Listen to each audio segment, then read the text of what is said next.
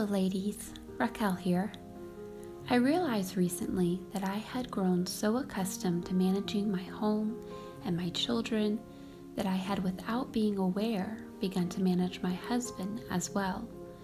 The monotonous task of homemaking, when done without distraction of podcasts and videos and messaging, are prime opportunity to reflect on such revelations and present them in prayer to the Father.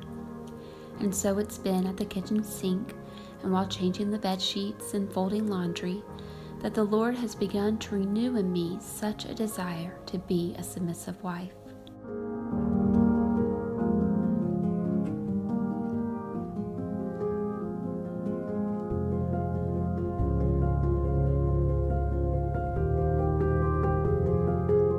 Colossians chapter 3 verse 18 says, "Wives, submit yourselves to your own husbands as it is fit in the Lord." A submissive wife, a woman who looks to bless her husband, a woman who considers her husband's needs, desires, and thoughts of great priority and gives heed to them as she can. A submissive wife, a woman who trusts and finds peace in the headship of her husband, a woman who defers to her husband's leadership, offering wise and sound counsel as his most intimate confidant and supporting him in his leadership as much as it lies upon her. A submissive wife, a woman whose love for the Lord results in obedience to the Lord, a woman whose submission to her husband is a physical picture of how she is submitting to the Lord. Oh, how beautiful is the spirit of a peaceable and humble woman that delights in submission to her husband. My prayer has been that Yahweh make me sensitive to being a submissive wife, that when I'm just doing life, that He will prick my conscience at each moment where I've not submitted and even where I have, so that I can become aware of what submission looks like in real day-to-day life. Have you ever prayed a prayer like that? I find that I understand so much better and so much more quickly when I can have an example or see it in action. I'd love to know how the Lord primarily teaches you. Today, I want to share with you this work the Lord is doing in my life, what He's been teaching me about being a submissive wife. There are 3 general questions I ask of myself when interacting with my husband or when dealing with matters that involve him, that help me to pursue submission in my heart and marriage and practically apply it to my life.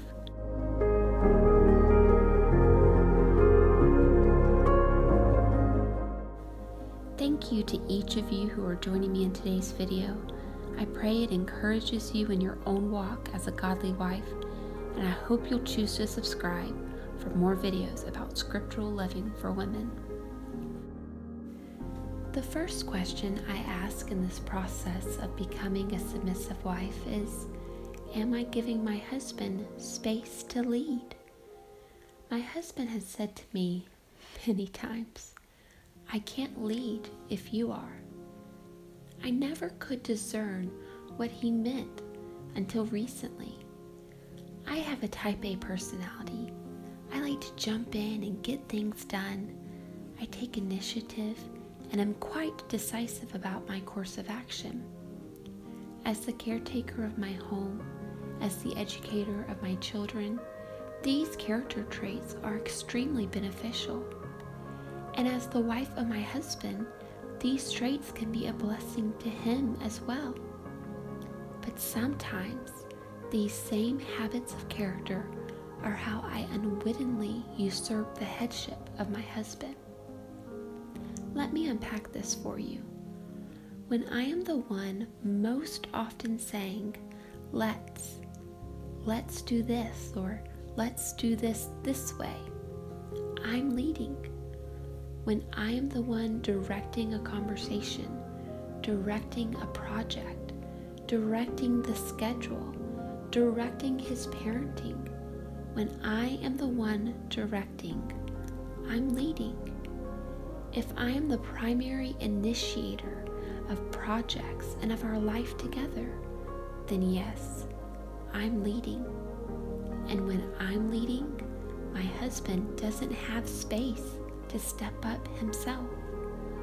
So I am stepping back, not being so hasty to direct and organize and initiate, so that he has the space, the opportunity to do those things himself.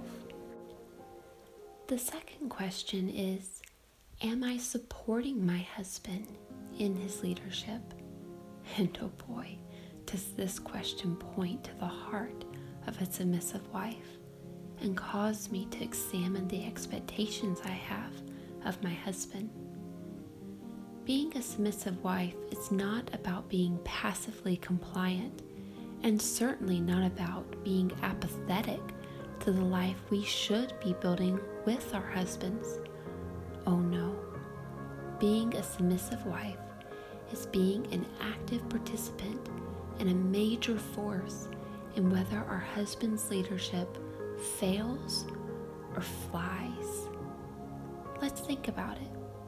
When my husband is leading and taking initiative in our marriage and life together, am I begrudging the fact that God has given him headship and rooting for his failure so my point can be proven? Or am I embracing my role of submission and determining to do what I can to help my husband's leadership to be a success? As the scriptures state, a house divided against itself cannot stand. My attitude, my body language and tone of voice, my resistance or my willingness indicate my support or lack thereof for my husband's leadership. And if my husband's leadership is wise and a success, he values my part in its success. And when it's perhaps foolish or ignorant and fails, we at least tried and failed together, instead of a battle between us ending with the wife wagging a condescending and bitter "I told you so" finger in her husband's face. Submission begins in the heart and is revealed by my attitude.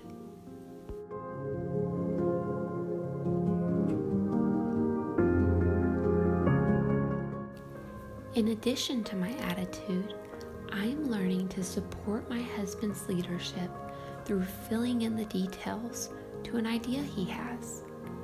A husband's leadership isn't always a well-developed plan with the specific steps of action. It usually isn't. Leadership doesn't mean having to do everything by himself. He needs me. My husband often mentions thoughts and ideas briefly, and when I help bring those thoughts and ideas to fruition, my actions are a testimony of the respect and trust I have in his leadership. Sometimes I run with his idea, and sometimes I need clarity and I ask, what would you like for my responsibility to be? Either way, we're working together and it feels great and peaceful, and like this submission thing is really awesome. And then there's a time when we're not so keen on our husband's judgment call. Seems to me he's making a mistake, or it doesn't appear he's even leading. He's not saying anything. He's not doing anything. Or maybe he is leading. He's just not leading in the way I expected. Choosing not to act is as much a decision as choosing to act, after all. So, in these cases, I have to remind myself to not step back into that space of leadership just because my husband's leadership isn't meeting my expectations of what leadership should look like. I must keep that space open and support him through my attitude and actions, filling in the details as much as lies upon me, and have patience, waiting to see how it plays out. And when our husband's leadership doesn't result in success, even with our support, allow him the opportunity to reflect on the experience and grow from it instead of criticizing him for his bad decision. We all make mistakes. Let's not force our husbands to defend and justify their foolish decisions. And let's maintain our step back, reassuring our head that we trust him and support his leadership. Through supporting our husbands as submissive wives, they will become better at leading, and we will become better at trusting. And a place of trust is a place of peace. And the third question, my friends, on this sanctification journey to be a submissive wife is, am I preferring my husband, his desires, his needs, his thoughts? Biblical submission in any relationship, including in marriage, involves looking for the good and well-being of others over ourselves.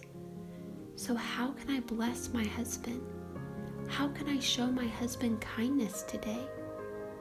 How can I prioritize what my husband needs in my homemaking?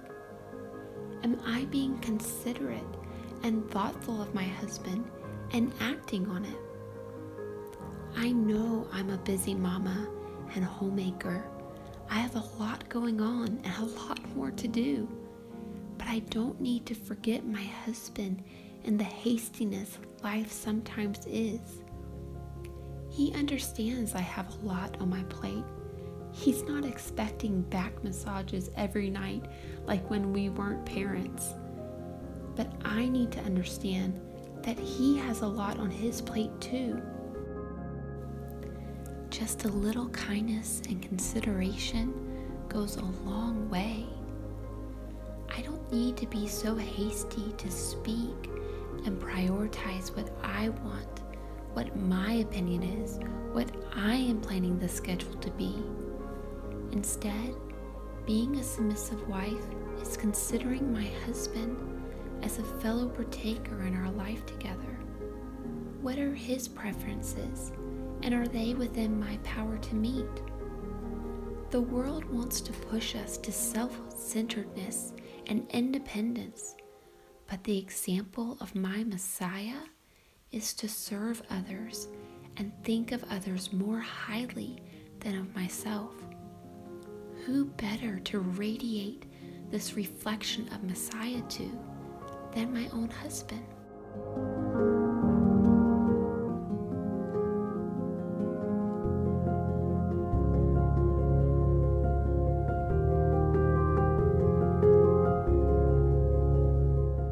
So yes, Lord, renew in me this beautiful heart of submission. Help me to walk in obedience to your word, and teach me by your Spirit how to be a submissive wife.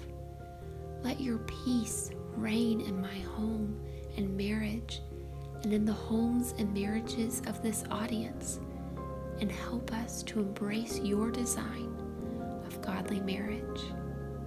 Amen. Yahweh willing, I'll be sharing 10 specific practical ways to be a submissive wife in the next video. Subscribe and hit the notification bell so you don't miss it when it comes out.